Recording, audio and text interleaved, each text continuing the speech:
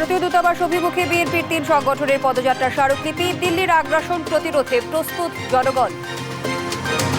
এই দেশের ২০ কোটি সাধারণ জনগণ এক এবং ঐক্যবদ্ধভাবে বাংলাদেশের স্বাধীনতা সার্বভৌমত্ব রক্ষায় প্রস্তুত রয়েছে। আগামী দিনেও ভারতের প্রতিটি অন্যায় আগ্রাসনী মনোভাবের বিরুদ্ধে রাজপথে সোচ্চার থেকে আমরা প্রতিবাদ জানাবো। বাংলাদেশ ভারত পররাষ্ট্র সচিব পর্যায়ে বৈঠক কাল। বাস্তবতা মেনেই সম্পর্ক এগিয়ে নেওয়ার আশা, যোগাযোগ বাড়ানোর তাগিদ। ২ যুগ পর স্বৈরাচার আসাদ সরকারের পতন, দেশ ছেড়ে পালিয়ে অজানা গন্তব্যে। নতুন যুগের সূচনায় পথে পথে উল্লাস।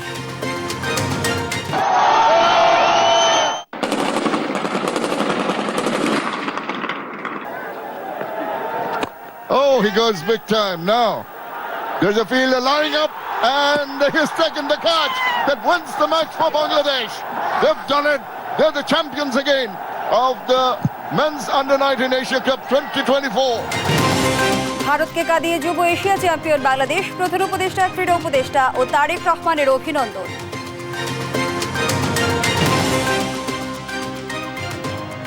আমন্ত্রণ সংবাদ রাতে, দেখছিলেন শিরোনাম, সাথে আছি আমি ফারনাজ জুই। আগরতলা মিশনে হামলা ও বাংলাদেশের সাম্প্রদায়িকতার বিষ বাষ্প ছড়ানোর প্রতিবাদে ভারতীয় হাই কমিশন অভিমুখে পদযাত্রা করেছে ছাত্রদল, যুবদল ও স্বেচ্ছাসেবক দল। এ সময় স্মারকলিপি দেয় বিএনপির এই ৩ সহযোগী সংগঠন। এদিকে দলটির সিনিয়র যুগ্ম মহাসচিব রুহুল কবির রিজভী বলেন, বিদ্বেষের কারণেই বাংলাদেশ নিয়ে বিভ্রান্তি ছড়াচ্ছে ভারত। জানান, দিল্লির আগ্রাসন প্রতিরোধে প্রস্তুত দেশের মানুষ। সাইফুল রিপনের প্রতিবেদন।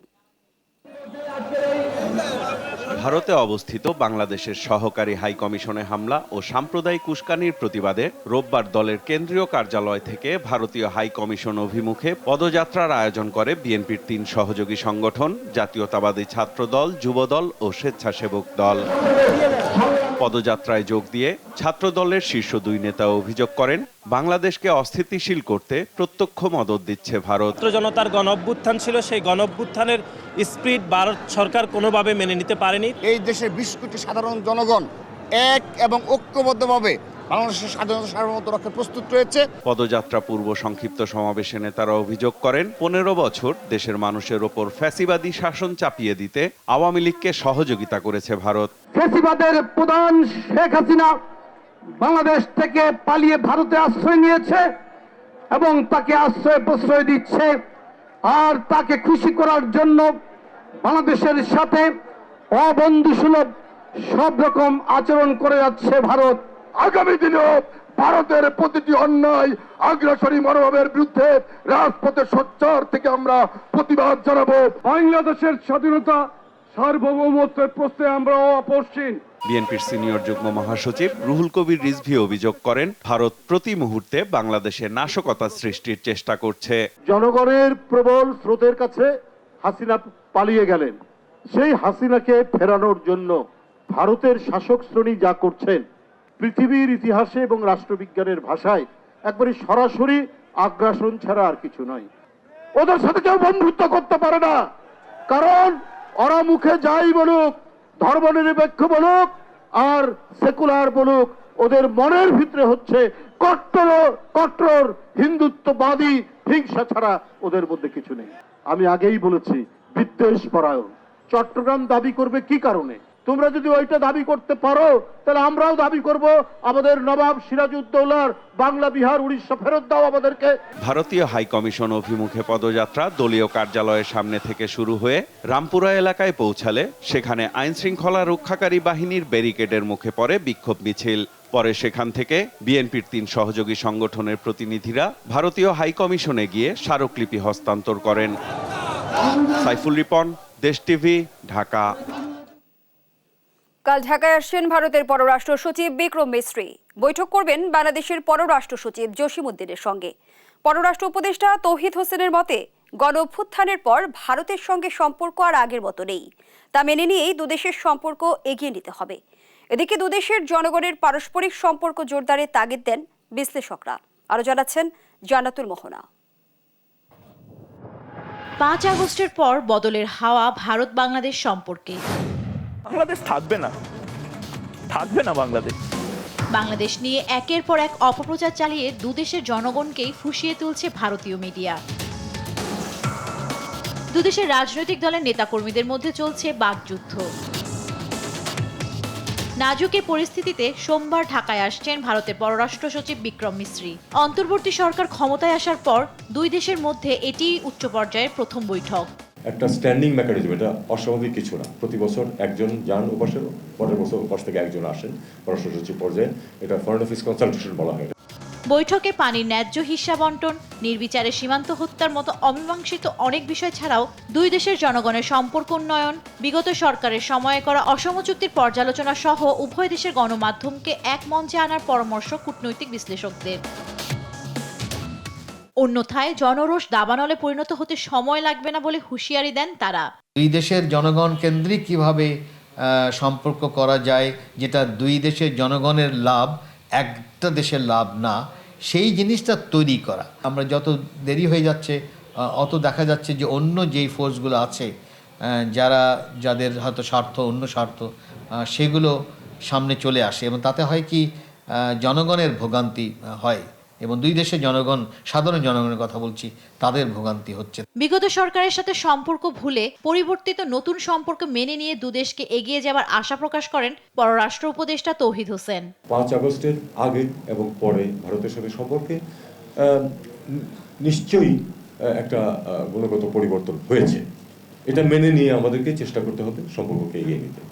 পররাষ্ট্র সচিবদের বৈঠক থেকে বড় কিছু অর্জনের সুযোগ না থাকলেও বিদ্যমান অস্থিরতায় দুই দেশের বৈঠককে ইতিবাচক হিসেবে দেখছেন বিশ্লেষকেরা। জান্নাতুল মোহনা, দেশ টিভি, ঢাকা। এবার আন্তর্জাতিক অঙ্গনের খবর। দেশ ছেড়ে পালালেন সিরিয়ার স্বৈরশাসক প্রেসিডেন্ট বাশার আল আসাদ। এরপরই রাজধানী দখলে নেয় বিদ্রোহী গোষ্ঠী আল শাম। আসাদ সরকারের পতনে রাজধানী দামেস্ক সহ দেশ জুড়ে উল্লাসে মেতেছে সাধারণ মানুষ। আরো জানাচ্ছেন আফরিন মৌ। গুলি ছুটতে ছুটতে সিরিয়ার রাজধানী দামেস্কে প্রবেশ করছে বিদ্রোহীরা। বিভিন্ন জায়গায় আসাদের মূর্তি ভেঙে নিজেদের ক্ষোভের জানান দেন তারা। কোনো প্রকার বাধা ছাড়াই দামেস্কে ঢুকে পড়ে সশস্ত্র বিদ্রোহী গোষ্ঠী আল শাম ও তার মিত্ররা। খুব সহজেই একে একে টেলিভিশন, রেডিও সহ গুরুত্বপূর্ণ সরকারি স্থাপনা দখলে নেয় বিদ্রোহীরা। এমনকি বিমানবন্দরও তাদের কবজায়। এর পরপরই দামেস্কের কাছে কারাগারে বন্দীদের মুক্তির মধ্য দিয়ে অত্যাচারের যুগের সমাপ্তি ঘোষণা দেয়। এরই মধ্যে এক বিবৃতিতে আসাদ সরকারের পতনের দাবি করে তারা। সেই সঙ্গে সিরিয়ার জন্য একটি নতুন যুগের সূচনাও বলছেন বিদ্রোহীরা। বিবৃতিতে সমস্ত সিরিয়ানদের মর্যাদা রক্ষার প্রতিশ্রুতিও দেন। বিদ্রোহীদের হামলার মাত্র এক সপ্তাহের মাথায় 50 বছরের বেশি সময়ের শাসনের পতন ঘটল আসাদ পরিবারের। এর পরপরই বিভিন্ন গণমাধ্যমের খবরে আসে দেশ ছেড়ে পালিয়েছেন বাশার আল আসাদ। প্রথমে এ দাবি সিরীয় সেনাবাহিনী প্রত্যাখ্যান করে, যদিও সংশ্লিষ্ট কর্তৃপক্ষের বরাতে জানা যায় রোববার ব্যক্তিগত বিমানে চড়ে অজানার উদ্দেশ্যে পাড়ি দিয়েছেন আসাদ। এ খবর চারিদিকে ছড়িয়ে পড়ার পর থেকে আসাদের 24 বছরের শাসনের পতন উদযাপন করতে রাস্তায় নেমে এসেছেন সিরিয়ার সাধারণ মানুষ। হাজার হাজার মানুষ গাড়িতে করে এবং পায়ে হেঁটে দামেস্কের প্রধান চত্বরে জড়ো হয়ে স্বাধীনতা বলে স্লোগান দেন। পতনের পর বিরোধীদের দিকে হাত বাড়িয়েছেন সিরীয় প্রধানমন্ত্রী মোহাম্মদ গাজী আল জালালি। বিবৃতিতে জনগণ যাদের বেছে নেবেন তাদের সঙ্গেই কাজ করার জানান দেন তিনি। সেই সঙ্গে সরকারি প্রতিষ্ঠানগুলোর কার্যক্রম চালিয়ে যাওয়ার ঘোষণাও দিয়েছেন। পরিস্থিতির নিবিড়ভাবে পর্যবেক্ষণের কথা জানিয়েছে জাতিসংঘ। তবে বিদ্রোহী গোষ্ঠীকে আইএস দাবি করে আসাদের পতনের ঘটনায় উদ্বেগ জানিয়েছে হোয়াইট হাউস। জাতীয় নিরাপত্তা উপদেষ্টা জ্যাক সুলিভান বলেন, যুক্তরাষ্ট্র নিশ্চিত করতে চায় যে সিরিয়ায় যুদ্ধের ফলে আইএসের পুনরুত্থান বা মানবিক বিপর্যয় ঘটবে না। সিরিয়া বিদ্রোহী ও সরকারি বাহিনীর মধ্যে চলমান সংঘাত নিয়ে মাথা ঘামাবে না যুক্তরাষ্ট্র, এমনটাই ইঙ্গিত দেন নবনির্বাচিত প্রেসিডেন্ট ডোনাল্ড ট্রাম্প। আফরিন মৌ, নিউজ ডেস্ক, দেশ টিভি। কোথায় পালালেন স্বৈরাচার আসাদ? তার অবস্থান নিয়ে দেখা দিয়েছে ধোঁয়াশা। আদৌ বেঁচে আছেন কিনা তা নিয়ে রয়েছে গুঞ্জন। মার্কিন সংবাদ মাধ্যম দ্য উইক বলছে, রাশিয়ান মডেলের একটি বিমান নিয়ে দেশ ছাড়েন তিনি। কিছুক্ষণ পরই রাডার থেকে অদৃশ্য হয়ে যায় বহনকারী বিমানটি। নাসরিন আক্তারের রিপোর্ট। 24 বছরের জুলুম বন্দিত্ব নির্যাতন, এরপর বহু কাঙ্ক্ষিত মুক্তি। তাই বাশার সরকারের দীর্ঘ শাসনের অবসানে বাঁধভাঙা উল্লাস বাসিন্দাদের মাঝে। রোববার বিদ্রোহীদের সিরিয়ার অন্যতম গুরুত্বপূর্ণ শহর হোমস দখলের পর রাস্তায় বেরিয়ে পড়ে সাধারণ জনগণ। বিদ্রোহীরা ফাঁকা গুলি ছুড়ে জানান দেয় এবার শহরটির নিয়ন্ত্রণ তাদের দখলে। বিজয় উদযাপনে যোগ দেয় সাধারণ জনগণও। এরই মধ্যে বাশার দেশ ছেড়ে পালিয়েছেন বলে নিশ্চিত করেছে বিভিন্ন আন্তর্জাতিক গণমাধ্যম। তবে তাকে বহনকারী বিমান ঘিরে তৈরি হয়েছে নানা জল্পনা কল্পনা। তিনি কি আদৌ বেঁচে আছেন নাকি বিদ্রোহীদের হামলায় হারিয়েছেন প্রাণ, এমন প্রশ্ন তুলেছে মার্কিন magazine The Week. Flightradar ওয়েবসাইটের তথ্য বলছে, বিদ্রোহীরা যখন রাজধানী দখলে নেয় তার কাছাকাছি সময়ে রাশিয়ান Tu-760 মডেলের একটি বিমানে করে দামেস্কো ছাড়ে আসাদ, যেটিকে উপকূলীয় এলাকার দিকে যেতে দেখা যায়। এরপর ফ্লাইটটি ইউটার্ন নিয়ে বিপরীত দিকে অগ্রসর হয়, আর তখনই হঠাৎ ম্যাপ থেকে অদৃশ্য হয়ে যায় বিমানটি। মার্কিন ম্যাগাজিন দ্য উইক সিরিয়ার গোপন সূত্রের বরাত দিয়ে জানায়, বিমান দুর্ঘটনায় আসাদের মৃত্যু হতে পারে বলে ধারণা করা হচ্ছে, যদিও দামেস্কো থেকে ছেড়ে যাওয়া বিমানের আরোহীদের পরিচয় এখনও নিশ্চিত করা যায়নি। আরেকটি সূত্র বলছে, বিমানের সিগন্যাল আদান প্রদানের মাধ্যম ট্রান্সপন্ডারকে ইচ্ছাকৃতভাবে বন্ধ করা হতে পারে, যাতে আসাদের অবস্থান শনাক্ত না হয়। তবে সব সন্দেহ ছাপিয়ে প্রকট হয়ে উঠেছে বিরোধীদের বিমান হামলায় ভূপতিত হতে পারে আসাদের বিমান। আসাদ পালালেও পালাননি সিরিয়ার প্রধানমন্ত্রী মোহাম্মদ গাজী আল জালালি। এর মধ্যে বিদ্রোহীদের সমর্থনে কাজ করার ঘোষণা দিয়েছেন তিনি। নাসরিন আক্তার, নিউজ ডেস্ক, দেশ টিভি। দর্শক, স্বৈরাচার আসাদ সরকার পতনের পেছনের গল্প জানাতে স্টুডিওতে সরাসরি যুক্ত হচ্ছেন সহকর্মী লুৎফর কবির। লুৎফর, স্বাগত জানাচ্ছি আপনাকে। শুরুতেই আপনার কাছে জানতে চাই, আপনারা যারা বিশ্ব রাজনীতির খবরাখবর রাখেন, আসাদ সরকার পতনের আগে টের পেয়েছিলেন কি? ধন্যবাদ। আসাদ সরকারের গল্পটা আজকে পুরো একটা বিশ্ব সাক্ষী হলো, এরকম ঘটনা আসলে খুব একটা চোখে পড়ে না। তো আসাদ সরকারের আজকে যে এটা হুট করে হয়ে গেছে আসলে তা না, এটা দীর্ঘদিনের একটা পরিকল্পনা ছিল। আল শামের যে বিদ্রোহী গোষ্ঠী আছে তারা, এটা হচ্ছে আপনার গোলানের নেতৃত্বে যে বিদ্রোহী গোষ্ঠীটা আছে সেটা তারা নেতৃত্ব দিয়েছিল, এবং সেটা শুরুটা হয়েছিল গত 27 নভেম্বর।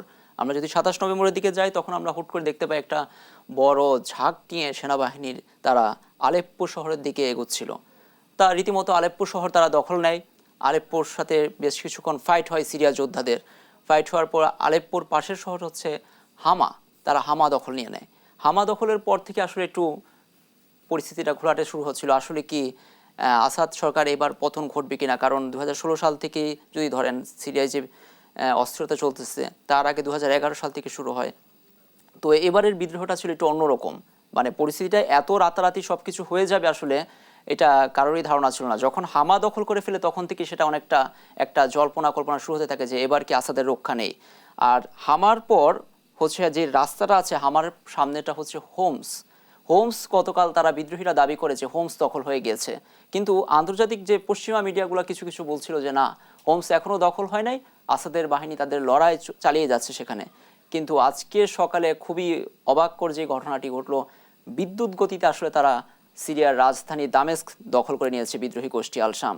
আর সেই সাথে সাথে কিন্তু আপনার আসাদ, বাশার আল আসাদ প্রেসিডেন্ট, যে 24 বছরের যে তার রাজত্ব শাসন, সেটিকে ধসিয়ে দেওয়া হয়েছে, এবং তিনি তার ব্যক্তিগত বিমান নিয়ে তিনি দেশ ছেড়ে পালিয়েছেন। এবং কোথায় পালিয়েছেন শেষ পর্যন্ত ধোঁয়াশা রয়েছে। এবং আরেকটা বিষয় যে তিনি যে পালিয়ে গেছেন তার যে কিছুক্ষণ দেখা গেছিল যিনি যে বিমানে করে গিয়েছেন সেটার ফ্লাইট যে ট্রেকার সেটি দেখা যায় দামেস্ক পর্যন্ত, কিন্তু এরপর সেটিকে ডিটেক্ট করা যায়নি। আর রাশিয়া বলছে যে রাশিয়া নিশ্চিত করেছে রাশিয়া হচ্ছে কি আসাদের মিত্র, দীর্ঘদিন ধরে তাকে সহায়তা করেছিলেন। তিনিও বলেছেন যে সিরিয়া দেশ ছেড়েছে। আমি আরেকটু যোগ করতে চাই যে পেছনের গল্পটা একেবারে শুরুটা হয়েছিল 2011 সালের মার্চের দিকে আসাদের বিরুদ্ধে। আসাদ তো দীর্ঘদিন ধরে ক্ষমতায় আছেন, তো দিনে দিনে এটা কিন্তু একটা দানা বাঁধে যে আসাদের বিরুদ্ধে দুর্নীতি, দমন পীড়ন, নির্যাতন। 2011 সালের মার্চে কয়েকটা 14 জনের মতো শিক্ষার্থী তারা দেয়ালের মধ্যে গ্রাফিতি এঁকেছিল, সেখানে লিখেছিল এবার ডাক্তার তোমার পালা। তখন আরব বসন্তের হাওয়া লাগে পুরো মধ্যপ্রাচ্য জুড়ে। সিরিয়ায় তখনও শুরু হয় নাই, লিবিয়া টিবিয়া বা আদার্স কান্ট্রিগুলোতে, তিউনিসিয়া থেকে শুরু হয়েছিল। তখন সেই যে দেয়ালে একটা গ্রাফিতি আঁকে, সেই গ্রাফিতিটার মাধ্যমেই সেটা আসলে তার যে সিরিয়ার ঘনিষ্ঠ প্রেসিডেন্ট বাশার আল আসাদের ঘনিষ্ঠ যে ছিলেন, সেনাবাহিনীতে ছিলেন, তিনি সেটা দেখতে পান। দেখার পরই তিনি সেটা আঁচ করতে পারেন যে এই লেখার অর্থটা খুব একটা ভালো কিছু বহন করে না। তাদেরকে আটক করে কারাগারে পাঠানো হয়। কারাগারে পাঠানোর পর প্রায় 1 মাস নির্যাতন চলে। সেই নির্যাতনের পরে কিন্তু পুরো দেশ জুড়ে আন্দোলনটা ছড়িয়ে পড়ে। সেই 2011 সালের মার্চের আন্দোলন আজকে 2024 সালের ডিসেম্বরে গিয়ে শেষমেশ আসাদের কিন্তু পতন ঘটলই। লুৎফর, একটু জানতেই চাই, এখন প্রেসিডেন্ট ভবনে কি চলছে? বাংলাদেশের গণভবনের মতো ঘটনা কি সেখানে ঘটছে? খুবই ভালো একটা প্রশ্ন করেছেন যে আসাদের আমি শেষ খবর যেটি দেখতে পেয়েছি যে প্রেসিডেন্ট যে প্যালেসে তাণ্ডব চলতেছে এক প্রকার। সাধারণ মানুষ থেকে শুরু করে বিভিন্ন মানুষজন এসে দেখছেন যে আসলে কি হচ্ছে, প্যালেসটা দেখতে কেমন, যেখানে প্রেসিডেন্ট বাশার আল আসাদের দীর্ঘ সময় কেটেছে, তার পরিবারেরও কেটেছে। সেখানে আমরা দেখলাম যে ফুলদানি থেকে শুরু করে এমন কিছু বাদ নেই যে তারা সেটা ক্যারি করে স্মৃতি হিসেবে চিনে নিয়ে যাচ্ছে। এই ঘটনার সঙ্গে আমরা যদি দেখি গত 5 আগস্টের ঘটনা বাংলাদেশে যেটি ঘটেছিল, শেখ হাসিনার ছাত্র জনতার হাতে শেখ হাসিনার পতন ঘটে, সেই পতনের সাথে যদি আমি মিলাতে যাই, সেটা ছাত্র জনতা ছিল, এটা ছিল বিদ্রোহীদের দ্বারা। তবে শুধুমাত্র যে বিদ্রোহীর দ্বারাই আসাদ পতন ঘটেছে তা নয়, তার সাথে ছাত্র জনতার ম্যাচ পেপল সবাই ছিল। তো প্রেসিডেন্ট প্যালেসে হামলা চলতেছে, সবকিছু লুটপাট হচ্ছে, একটা উৎসব মহা উৎসব চলতেছে বলা যায় লুটপাটের। কিন্তু যে বিদ্রোহী নেতা তিনি বলেছেন যে সরকারি স্থাপনা থেকে শুরু করে যাবতীয় যা কিছু আছে সেখানে না যাওয়ার জন্য, তারপরেও তার আহ্বানকে উপেক্ষা করে কিন্তু আসলে লুটপাট করতে আমরা দেখছি শেষ পর্যন্ত। আসাদ পালিয়ে গেল, আমরা জানি যে সিরিয়ার প্রধানমন্ত্রী এখনো সিরিয়াতেই অবস্থান করছে। সিরিয়া এখন কোন পথে এগোবে বলে আপনার মনে হয়? সিরিয়া আসলে কোন পথে এগোবে এটা আসলে এখন বলাটা খুবই আর্লি হয়ে যায়। এত তাড়াতাড়ি বলাটা খুবই মুশকিল, কারণ সিরিয়ার এখনো পরিস্থিতি খুবই আনস্টেবল। কে ক্ষমতা নেবে সেটা এখনো বলা যাচ্ছে না, কারণ বিদ্রোহীরা প্রধানমন্ত্রী যেটি বলেছেন যে সিরিয়ার প্রধানমন্ত্রী তিনি বলেছেন যে আমি পালিয়ে যাইনি, আমি দেশের আপাতত পরিস্থিতিটাকে সামাল দেওয়ার চেষ্টা করছি।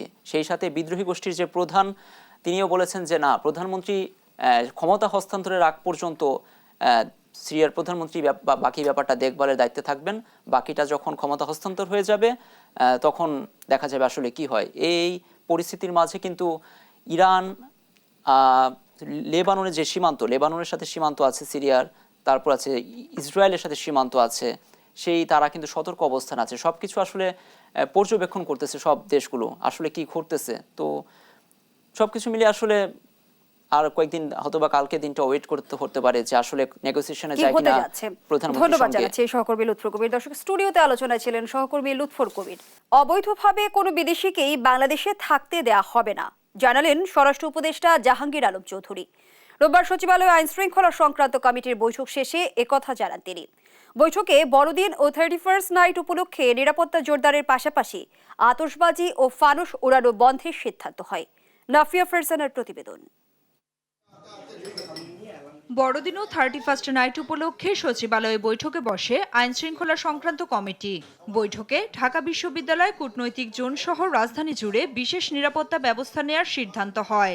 বন্ধ থাকবে বার, আতশবাজি ও ফানুস ওড়ানোতেও থাকবে নিষেধাজ্ঞা। বৈঠক শেষে এসব তথ্য জানান স্বরাষ্ট্র উপদেষ্টা জাহাঙ্গীর আলম চৌধুরী। বলেন বিশৃঙ্খলা এড়াতেই এর সিদ্ধান্ত। 25শে ডিসেম্বর বড়দিন এবং 31শে ডিসেম্বর 31st নাইট উদযাপনটা যেন ভালোভাবে হয় এবং কোনো ধরনের যেন কোনো আইন শৃঙ্খলা পরিস্থিতি কোনো ধরনের কোনো অবনতি না হয়। আতশবাজি, ফানস এগুলির জন্য আমরা নিষেধ করেছি। সীমান্তে অবৈধ অনুপ্রবেশ বরদাস্ত করা হবে না, এজন্য বিজিবিকে সতর্ক অবস্থায় রাখা হয়েছে বলে জানান তিনি। সীমান্ত পুরাই অ্যালার্ট। ওরা শুধু সিলেটে নয়, বেনাপোল এবং অন্যান্য ইসেও তারা কি করছে, এইটার কিন্তু প্রতি উত্তর আপনারাই সবচেয়ে বেশি দিতে পারেন। বর্ডারে কোনো অবৈধ অনুপ্রবেশ কোথাও এবং কোনো সময় বরদাস্ত করা হবে না। বিদেশিদের অবৈধভাবে বাংলাদেশে অবস্থান করতে দেয়া হবে না বলেও সতর্ক করেন উপদেষ্টা। সেই সঙ্গে প্রয়োজনীয় কাগজপত্র সহ বৈধতা অর্জনের পরামর্শও দেন তিনি। কোনো বিদেশি অবৈধভাবে বাংলাদেশে থাকতে দেওয়া হবে না। অনেক দেশেরই আছে, আমি কোনো দেশের নাম মেনশন করতে চাচ্ছি না, বাট কোনো দেশেরই আমরা এই অবৈধ নাগরিককে বাংলাদেশে থাকতে দিব না। এছাড়া ভারতীয় মিডিয়ায় অপপ্রচারের বিরুদ্ধে সত্য প্রচার করতে দেশের গণমাধ্যমের প্রতি আহ্বানও জানান স্বরাষ্ট্র উপদেষ্টা। আপনারা সত্যি খবরটা প্রকাশ করে দেন, ওদের যে মিথ্যা যে খবর প্রচার করে ওদের মুখে চুনকালি পড়বে। নাফিয়া ফারজানা, দেশ টিভি, ঢাকা। এবং আমি আপনাদেরকে ধন্যবাদ। চাকরি বাকরি করে না, আমার কিছু সঞ্চয় তো অবশ্যই দরকার। আমাদের দেশে একটা প্রচলন আছে, বছরের প্রথমে একটা বাচ্চাদের জন্য একটা বড় অ্যামাউন্ট লাগে। ঠিক করলাম যে আমরা একটা ডিপিএস খুলি, মানে আরাম হবে যে টাকাটা জোগাড় হয়ে গেছে। এবং বিকাশে এটা খোলার কারণ হচ্ছে কি, বেশি হ্যাজেল নাই, বাসায় বসেই সব করা যাচ্ছে। আমি যে টাকাটা তুলছি, হ্যাঁ, সেক্ষেত্রেও দেখা গেছে যে আমার ওরা কোনো চার্জ নেয়নি। বিকাশ মানে সহজ, সব কিছু সহজ। বিকাশ অ্যাপে ডিপিএস, টাকা জমায় সারা দেশ। গণ অভ্যুত্থানের পর এখন আরও শক্তিশালী বিজিবি অতন্দ্র প্রহরী হয়ে কাজ করছে সীমান্ত সুরক্ষায়। শত্রুদের মোকাবেলা করতে এবার পিঠ নয়, প্রস্তুত বুক পেতে। বিজিবি সদর দপ্তরে এক আয়োজনে একথা বলেন স্বরাষ্ট্র উপদেষ্টা জাহাঙ্গীর আলম চৌধুরী। এ সময় বিজিবিকে নিজেদের দায়িত্ব সম্পর্কে আবারও স্মরণ করিয়ে দেন বিশিষ্ট কবি ফরহাদ মজহার। শাহাদাত নিশাদের রিপোর্ট। আসসালামু আলাইকুম। জুলাই আগস্ট গণ অভ্যুত্থানে আহতদের স্বাবলম্বী করে গড়ে তুলতেই বিজিবির এই উদ্যোগ। রোববার বিকেলে ঢাকার পিলখানায় বিজিবির সদর দপ্তরে বিজিবি হাসপাতালে চিকিৎসারত ৮ জনের হাতে তুলে দেওয়া হয় সহায়তা। কারো হাতে তুলে দেওয়া হয় চেক, কাউকে কিনে দেওয়া হয় অটোরিকশা, তৈরি করে দেওয়া হয় নতুন দোকানও। স্বাগত বক্তব্যে বিজিবির মহাপরিচালক তুলে ধরেন সীমান্ত বাহিনীর হালচাল। বর্তমান পরিস্থিতিতে আমি সকলকে আশ্বস্ত করতে চাই যে সবার উপরে দেশ। এই মন্ত্রে উজ্জীবিত বিজিবির প্রতিটি সদস্য সীমান্তের অতন্দ্র প্রহরী হিসাবে সদা প্রস্তুত এবং দেশের জন্য যে কোনো পরিস্থিতি মোকাবেলায় দৃঢ় প্রতিজ্ঞ। কোনো দেশের উপর ভর করে নয়, দেশে ফিরতে চাইলে হাসিনাকে আসামি হিসেবেই ফিরতে হবে বলে মন্তব্য করেন উপদেষ্টা ফরিদা আক্তার।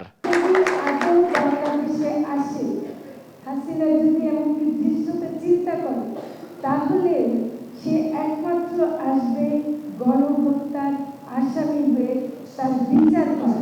বিশেষ এই আয়োজনে অংশ নেন খ্যাতিমান লেখক ও গবেষক ফরহাদ মজহার। এ সময় বিজিবির মূল দায়িত্ব আবারও স্মরণ করিয়ে দেন তিনি।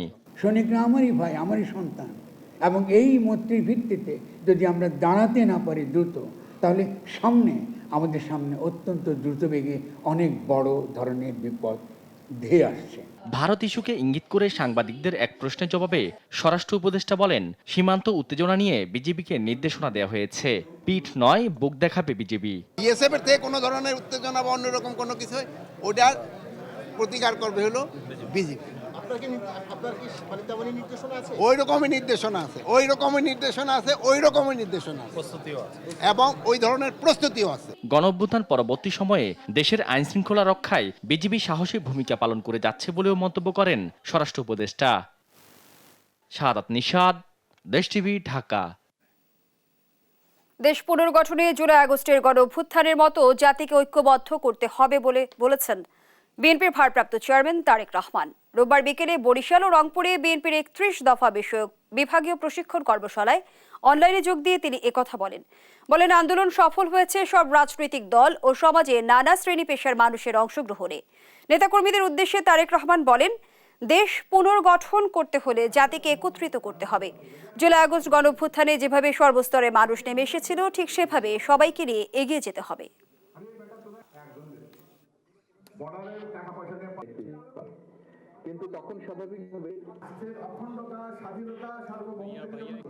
একক বিএনপির আন্দোলন সফল হয়নি। আন্দোলন সফল হয়েছে আরো অনেকগুলো রাজনৈতিক দল। আন্দোলন সফল হয়েছে সর্বোপরি আমি মনে করি, বিশ্বাস করি, সমাজের সকল শ্রেণী পেশার মানুষ একসাথে নেমে এসেছিল বলেই আমরা এই আন্দোলনকে সফল করেছি।